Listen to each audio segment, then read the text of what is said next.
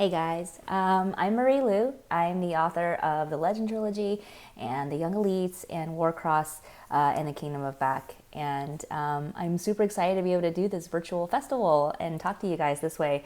I know we're all kind of cooped up at home and for a good reason. So I hope that all of you are staying safe, and if you can, that you're staying home, and I hope that you stay healthy as well. So here are some questions that I am about to answer, and hopefully this will be a really fun little talk. So the first question is, can I talk a little bit about my newest book, The Kingdom of Back? Yes, so The Kingdom of Back is very different from pretty much everything else that I've ever written. This was a book that I started when I was 22, I think, so a long time ago.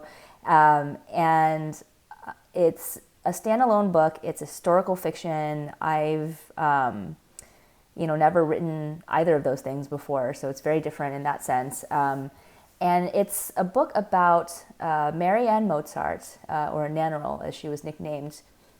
She was Wolfgang Amadeus Mozart's older sister and was apparently every bit as talented as he was at composition and music.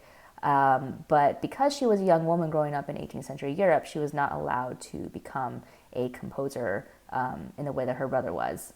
So I thought that was really interesting and fascinating. And so I wrote this story about her after I read a historical detail about her and her brother.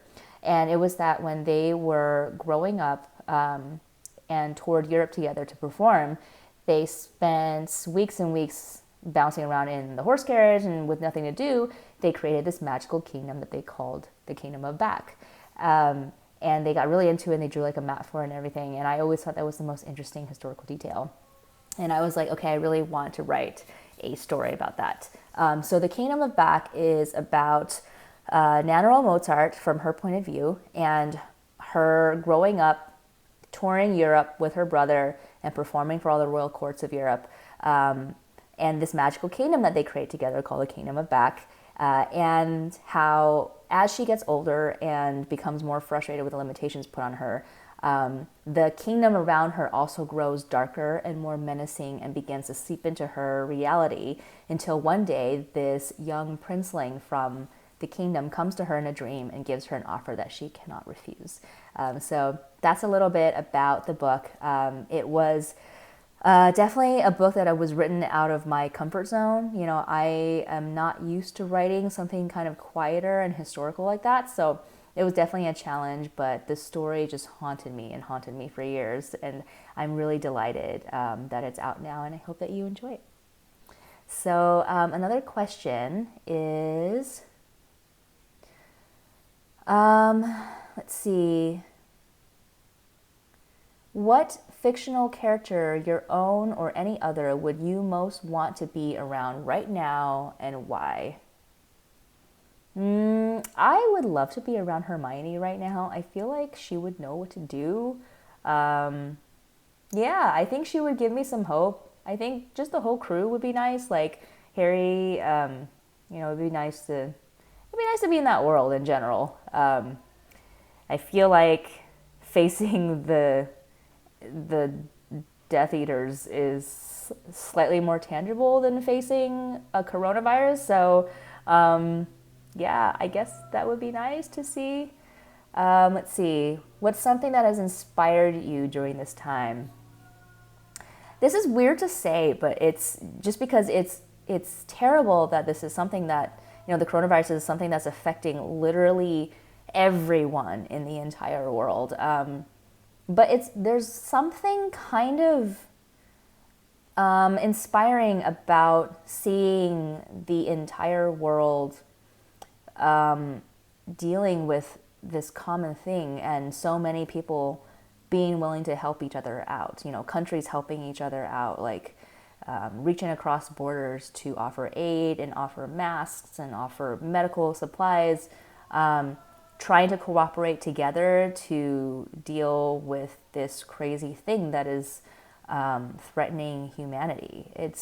There's something inspiring to me about that.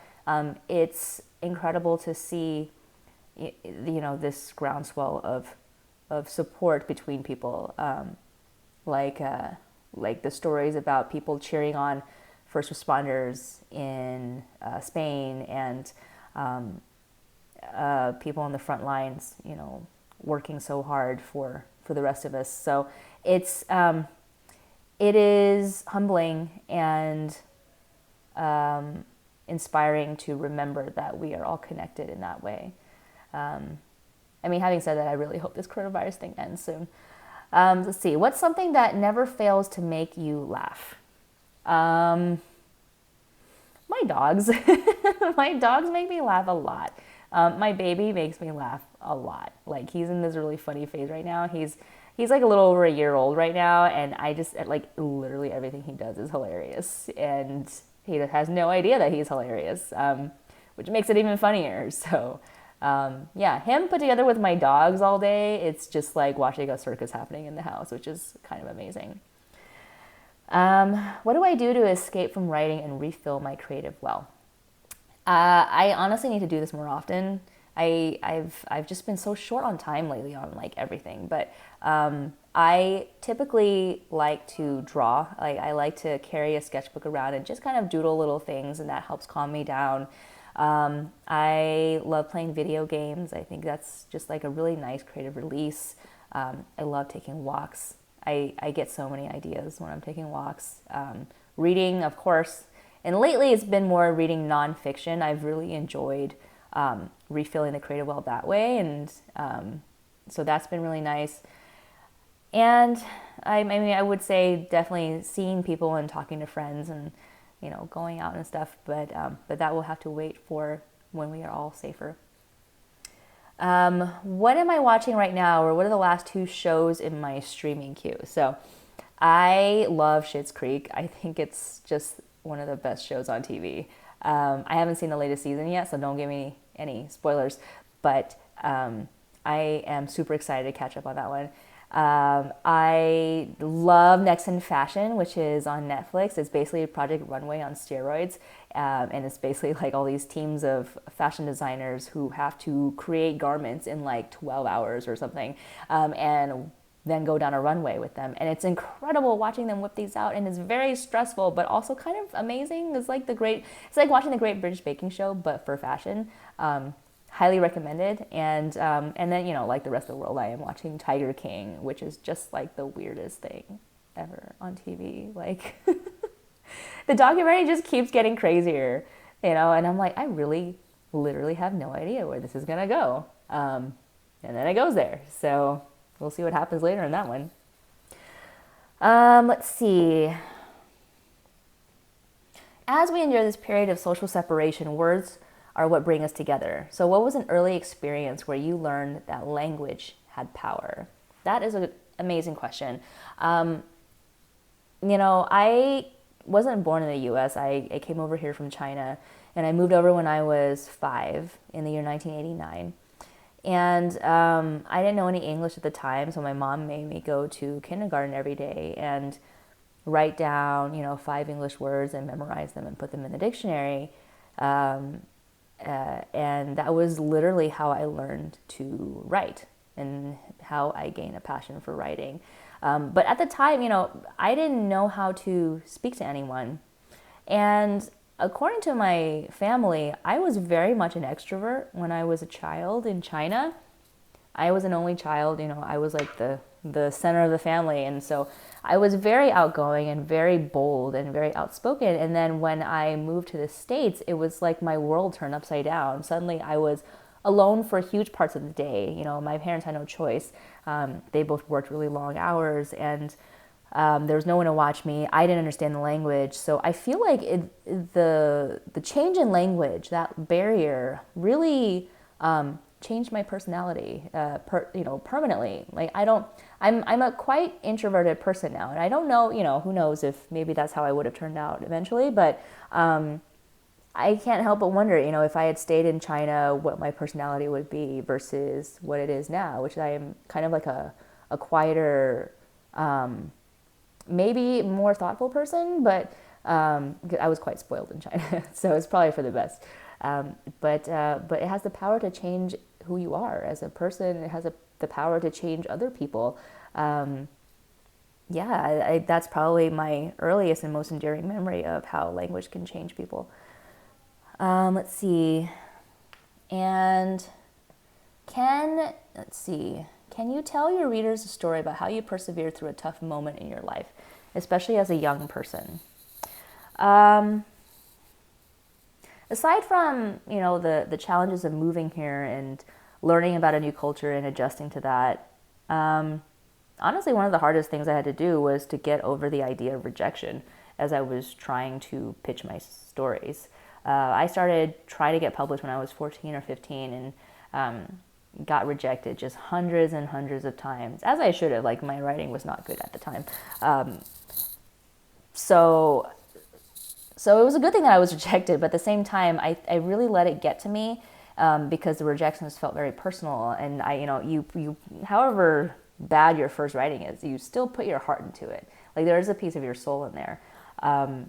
So I remember that hit me really hard when I was younger and in college. And after I got rejected, like for the third novel of mine, I stopped writing for 2 years, and I had this thought that, maybe I'm just not cut out for this. I'm not more creative enough. I'm not this or that enough. And it really got me down. And it took me a while to start writing again. And I think the lesson that I learned coming out of that is whatever it is that you're doing, like whatever your passion is, you are not equal to that passion. Does that make sense? Like, I am not my writing. Like, I am a human being with multiple complicated facets of my life, and a rejection of whatever it is that you're doing is not a rejection of you. It doesn't mean that you are somehow inadequate or incompetent. It just means that in that moment in time, you are receiving a rejection for one specific thing, your manuscript or your job application or your, piece of art or whatever it is. It is not an indication of your worth as a human being, which is difficult, especially in creative stuff, because you, like I said, you put a piece of your heart into what you create. So it's hard to separate those things, but you and your creations are not equal. It's just a book, Does that make sense? Like do not equate your self-worth with your creations. And that's something I have to remind myself about constantly, even now. If I don't create something right, or if I get a bad review or whatever, I have to remind myself that that is not a critique of me as a person. Like, this review is not about me. It is about a person's reaction to a creation of mine. And it's perfectly valid, and it has no bearing on my worth as a person. So, I hope that was helpful, and gives you some comfort if you're working on something and are facing the same challenges. And I think that is pretty much it. I hope that you enjoyed this. It was really fun to be able to sit and, put on some makeup and talk to you guys. I hope that you're safe. I hope that your loved ones are safe. And I hope we get to see each other in person very soon. Thanks so much.